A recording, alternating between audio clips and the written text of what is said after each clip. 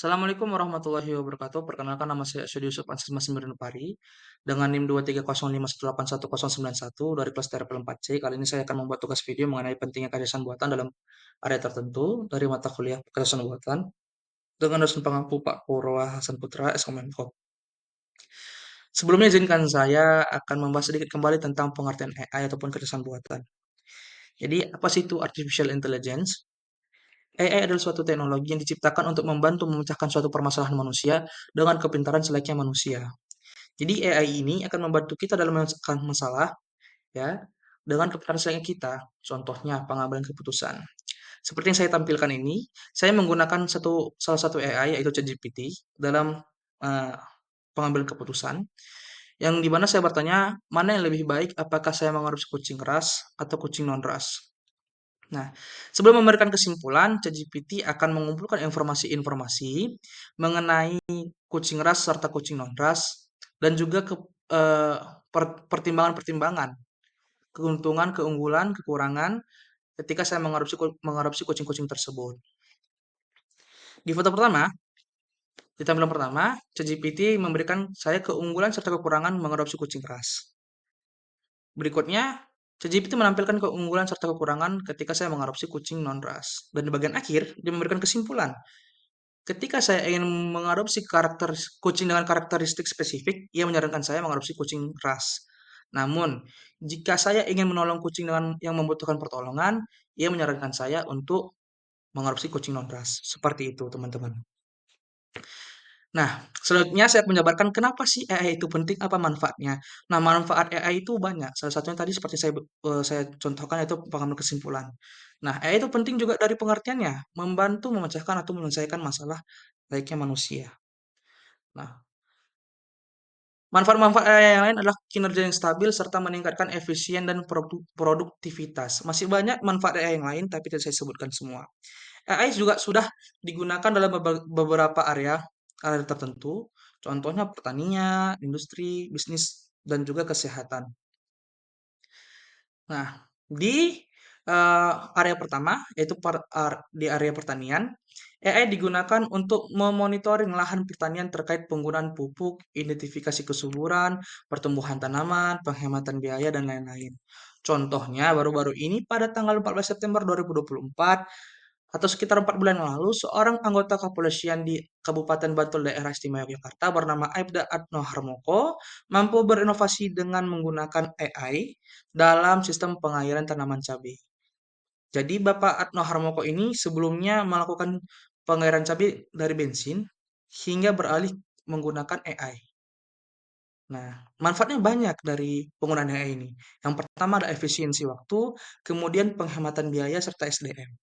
Saya akan sertakan videonya, mari kita saksikan. Anto Harmoko, petani asal Kelurahan Kretek Kabupaten Bantul Daerah Istimewa Yogyakarta, membuat terobosan baru di bidang pertanian. Pria berusia 41 tahun yang juga seorang anggota kepolisian ini mampu mengembangkan teknologi artificial intelligence untuk metode penyiraman tanaman cabainya. Oke Google, hidupkan sawah. Dengan perangkat berbasis Android dan memanfaatkan Google Assistant, Anto juga melakukan penyiraman lahan pertaniannya secara jarak jauh. Hanya dengan menggunakan perintah suara, Anto dapat mengendalikan kerja piranti elektronik yang terhubung dengan jaringan pipa air di lahan pertaniannya. Memanfaatkan teknologi AI ini, Anto tidak perlu lagi repot membuang tenaga maupun berkubang lumpur ketika waktu penyiraman tanaman. Oke Google, matikan sawah. Sistem pengairan ini mampu bekerja secara efisien, baik dalam segi sumber daya manusia maupun kebutuhan air yang tidak lagi terbuang sia-sia. Kalau dulu kita masih menggunakan bensin, terus berjalannya waktu masuk listrik, kita gunakan teknologi yang memutus menyambungkan arus listrik dengan panduan Google Assistant dari jarak jauh. Efektivitas untuk penyiraman jelas merata, satu. Untuk struktur tanah tidak berubah, karena ibaratnya hujan. Terus kalau pagi itu bun itu berefek terhadap jamur pada tanaman, kita dapat membilasnya dengan menghidupkan di pagi hari. Dapat juga kita setting mau malam, mau pagi, mau siang, itu bisa. Nah, ini Baik, untuk video lengkapnya bisa nanti saya cantumkan linknya. Berikutnya adalah di sektor industri. AI digunakan untuk optimasi proses manufaktur, pengendalian kualitas, pendeteksi potensi bahaya, dan perawatan prediktif mesin. Nah, contohnya itu adalah penggunaan AI sendiri di area industri di Seattle, Washington, US. Dalam pembangunan gedung apartemen, mereka sudah menggunakan robot-robot otonom yang menggunakan AI untuk mendokumentasikan kemajuan proyek dan mendeteksi potensi bahaya. Kita saksikan videonya. Ketika kru konstruksi di gedung apartemen di Seattle, Washington, Amerika Serikat ini pulang kerja, dua robot otonom yang didukung oleh kecerdasan buatan atau AI mulai bekerja. So the robot drives into each room on the floor. It has the floor plans already loaded in it, so it knows where the walls are going to be. And what it does is it moves into each space and takes a 360-degree high-resolution photo. And then it uploads those photos into its cloud-based platform where it runs through a number of AI-driven analysis that then report out to the project team. Robot-robot ini bagian dari proyek percontohan kolaborasi antara perusahaan konstruksi Skanska dan Nextera Robotics yang berbasis di Boston. Ketika robot-robot ini diperkenalkan kepada para staf 3 bulan yang lalu, beberapa orang merasa skeptis. I have not seen a robot that's able to autonomously kind of maneuver around a construction site that's ever changing. There's always things in the way. There's always people moving in and out.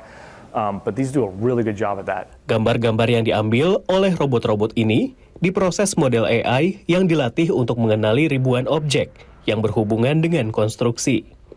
Sehingga para insinyur di lokasi dan perancang di tempat lain dapat memantau kemajuan pembangunan dan mengidentifikasi potensi bahaya. Are the walls painted? Is it drywall? Did the ceiling have framing? Is it painted concrete? Is the air duct installed? Is the air duct insulated? It's looking for all of these things and then processing them into our online platform. Berikutnya, tidak luput dari penggunaan AI, yaitu area kesehatan ataupun sektor kesehatan. AI telah digunakan untuk diagnosis penyakit, pengembangan obat, dan perawatan pasien. AI memungkinkan dokter untuk menganalisis data medis dengan lebih cepat dan akurat, serta memberikan perawatan yang lebih personal dan efektif kepada pasien. Contohnya apa yang dilakukan para peneliti Universitas Maryland, US, menggunakan AI untuk mendeteksi pasien yang memiliki penyakit jantung dan kanker yang paling berisiko. Profesor Natalia mengatakan gambar jantung yang dibuat oleh AI lebih akurat sehingga dapat mengetahui pasien mana yang membutuhkan defibrilator. Nah, defibrilator ini alat pacu jantung ya teman-teman. Nah, dan pada Pusat Kanker Komprehensif Sydney Kimmel, Profesor Victor memimpin penelitian dalam mendeteksi kanker paru-paru, stadium awal, dan kanker lainnya. Dr. Victor mengatakan, tes darah yang lebih baik dapat mengarah pada screening kanker yang lebih meluas. Kita saksikan videonya. Para peneliti teknik biomedis di Johns Hopkins University berupaya mengubah perawatan pasien jantung. Kini mereka dapat membuat kembaran digital yang dipersonalisasi dari jantung pasien dan menggunakan kecerdasan buatan atau AI untuk membantu memprediksi siapa yang paling berisiko. We do contrast-enhanced MRI of the heart, and then we combine that contrast-enhanced MRI with all the clinical data that's known for the patient. This is combined with survival analysis, and we can tell over 10 years what is the risk of a patient of having sudden cardiac death. Profesor Natalia mengatakan gambar jantung secara keseluruhan ini menghasilkan prediksi yang lebih akurat tentang pasien mana yang membutuhkan defibrilator. We provide these deep learning algorithms that are multimodality. They represent the patient's condition much better. Di Pusat Kanker Komprehensif Sydney Kimmel di Johns Hopkins, Dr. Victor memimpin penelitian untuk mengembangkan cara-cara baru dalam mendeteksi kanker paru-paru stadium awal dan kanker lainnya. Dia dan timnya mengamati bahwa sel kanker tumbuh dan bereplikasi secara lebih kacau daripada sel normal. Jadi, ketika sel-sel tersebut mati, mereka meninggalkan karakteristik yang dapat dikenali dari fragmen-fragmen DNA yang beredar di dalam darah, yang disebut DNA bebas sel, yang membawa petunjuk tentang apakah seseorang mungkin menderita kanker. We look in the blood, we identify molecules of DNA called cell-free DNA, and we look for the profile or the patterns of this cell-free DNA as a way to identify those individuals who have cancer versus those that don't. Dr. Victor mengatakan tes darah yang lebih baik dapat mengarah pada screening kanker yang lebih meluas. Para peneliti teknik biomedis di Johns Hopkins University. Dan terakhir di area bisnis. Dalam dunia bisnis, AI digunakan untuk berbagai aplikasi, termasuk analisis pasar manajemen, pelanggan, dan serta pemasaran. Nah, kita sudah menggunakan salah satu penggunaan AI dalam aplikasi yaitu chatbot. Contohnya adalah Veronica dalam aplikasi Telkomsel. Nah, bisa teman-teman lihat sepertinya tampilan chatbot Veronica pada aplikasi Telkomsel. Nah, penggunaan ataupun pentingnya AI ini dalam area bisnis, salah satunya adalah dalam mencakup trading. Nah, seperti yang dilakukan pada akun YouTuber Frika, yaitu YouTuber Traders from South Africa, ia bereksperimen menggunakan robot AI untuk melakukan trading, yang dimana robot AI ini otomatis akan mengeksekusi trading berdasarkan analisis data pasar.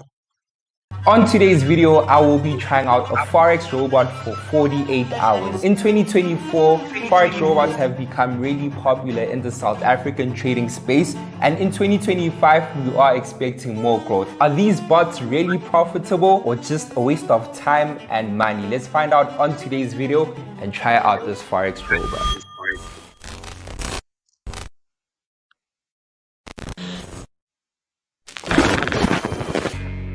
I scroll on Instagram, I scroll on TikTok, and every single mentor is advertising a Forex robot. But I've always believed in trading myself, and on today's video, I am going to be experimenting and seeing if it is worth buying a Forex robot. So according to Google, a trading robot is a software program that automatically executes trades based on market data and technical analysis tools. Trading robots are also known as Forex bots, expert advisors, or trading software. So with that out the way and the definition out the way, hey man, let's try out a Forex robot.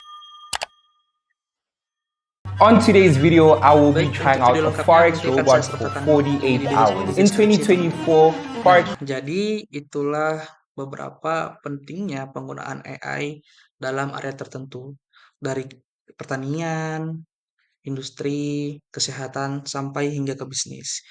Banyak manfaat yang diberikan AI kepada kita, sehingga AI itu bisa dianggap penting. Mungkin segitu dulu untuk video tugas saya kali ini. Saya mohon maaf kepada Pak Purwa jika saya ada kesalahan kata ataupun perbuatan dalam presentasi tugas video kali ini. Saya mohon maaf, mohon dimaafkan. Saya tutup. Wassalamualaikum warahmatullahi wabarakatuh.